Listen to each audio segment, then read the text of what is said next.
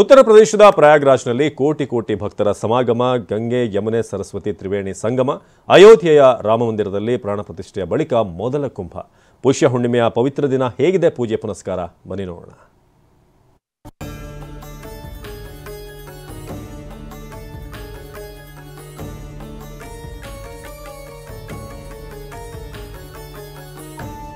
ಅಸಂಖ್ಯಾತ ಭಕ್ತರು ಸಾಗರೋಪಾದಿ ನೆರೆದಿದ್ದಾರೆ.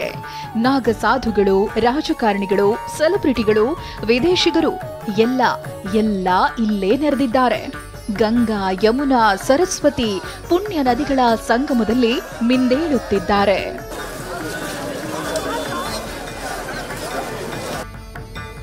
ಇಂದಿನಿಂದ ಆರಂಭಗೊಂಡಿರೋ ಮಹಾಕುಂಭಮೇಳ ಫೆಬ್ರವರಿ 26ರವರೆಗೆ 45 ದಿನಗಳ ಕಾಲ ಗಂಗಾ, ಯಮುನಾ, ಸರಸ್ವತಿ ನದಿಗಳ ಸಂಗಮದಲ್ಲಿ ನಡೆಯಲಿದೆ.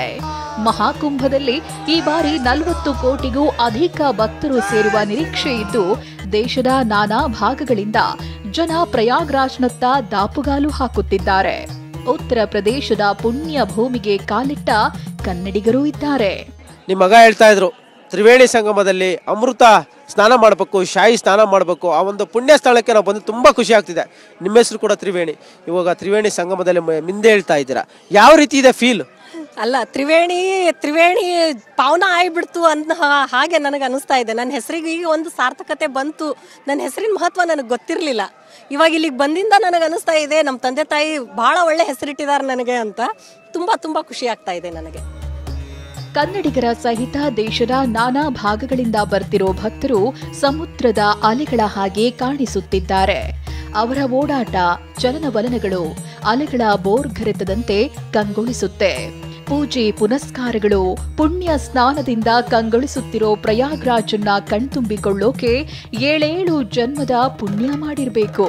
ಮೇಡಮ್, ಇಲ್ಲಿ ನೋಡ್ತಾ ಇದ್ರೆ ಒಂದು ರೀತಿಯ ಒಂದು ಉತ್ಸವ ಎಲ್ಲೂ ನಾವು ನೋಡಿರಲ್ಲ ಇಷ್ಟು ಮಟ್ಟಿಗೆ. ಯಾಕಂದ್ರೆ ಹಿಂದೂಗಳಿಗೆ ಒಂದು ಪವಿತ್ರ ಈ ಒಂದು ಶಾಹಿ ಸ್ನಾನ ಮಾಡಿದ್ರೆ ಪುಣ್ಯ ಸಿಗುತ್ತೆ, ಮೋಕ್ಷ ಸಿಗುತ್ತೆ ಅಂತ ನೀವು ಕೂಡ ಕಾತರರಾಗಿದ್ದೀರಾ, ಹೋಗ್ತಾ ಇದ್ದೀರಾ. ಹೇಗೆ ಅನಿಸ್ತಾ ಇದೆ ಫೀಲ್? ಹೌದು, ಅರೇಂಜ್ಮೆಂಟ್ಸ್ ಎಲ್ಲ ತುಂಬಾ ಚೆನ್ನಾಗಿ ಮಾಡಿದ್ದಾರೆ.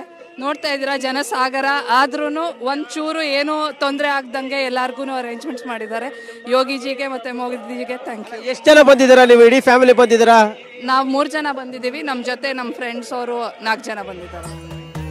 ವಿಶ್ವದ ಅತಿ ದೊಡ್ಡ ಧಾರ್ಮಿಕ ಮತ್ತು ಸಾಂಸ್ಕೃತಿಕ ಹಬ್ಬ ಕುಂಭಮೇಳ. ಪ್ರತಿ 12 ವರ್ಷಗಳಿಗೊಮ್ಮೆ ಭಾರತದ 4 ಪವಿತ್ರ ಸ್ಥಳಗಳಾದ ಪ್ರಯಾಗ್ರಾಜ್, ಹರಿದ್ವಾರ, ಉಜ್ಜಯಿನಿ ಅಥವಾ ನಾಸಿಕ್ನಲ್ಲಿ ಈ ಕುಂಭಮೇಳ ನಡೆಸಲಾಗುತ್ತೆ.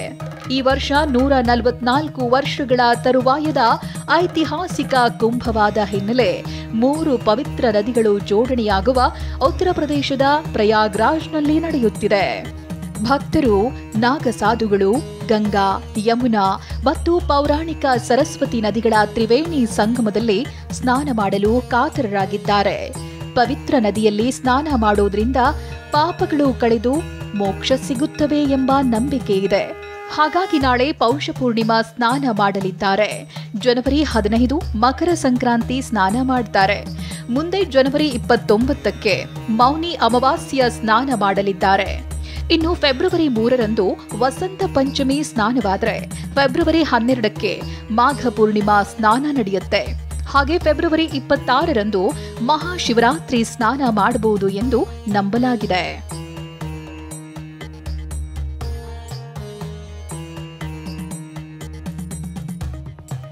ಇಲ್ಲಿ ಪವಿತ್ರವಾದ 3 ನದಿಗಳ ಮಿಲನವಾಗುತ್ತೆ.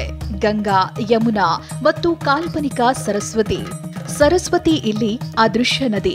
ಸರಸ್ವತಿಯ ಉಲ್ಲೇಖ ಪೌರಾಣಿಕ ಕಥೆಗಳಲ್ಲಿದೆ. ಈ ಪುಣ್ಯ ಮಿಲನ ಮಹೋತ್ಸವದ ವೇಳೆ ಪವಿತ್ರ ಸ್ನಾನ ಮಾಡಿದ್ರೆ ಪಾಪಗಳೆಲ್ಲವೂ ಕಳೆದು ಪುಣ್ಯ ಪ್ರಾಪ್ತಿಯಾಗುತ್ತದೆ ಅನ್ನೋದು ಅಸಂಖ್ಯ ಹಿಂದೂಗಳ ಧಾರ್ಮಿಕ ನಂಬಿಕೆ. ಈ ಪವಿತ್ರ ಸ್ನಾನವೇ ಜಗತ್ತಿನ ಅತಿ ದೊಡ್ಡ ರಿಲಿಜಿಯಸ್ ಫೆಸ್ಟ್ ಮಹಾಕುಂಭಮೇಳ.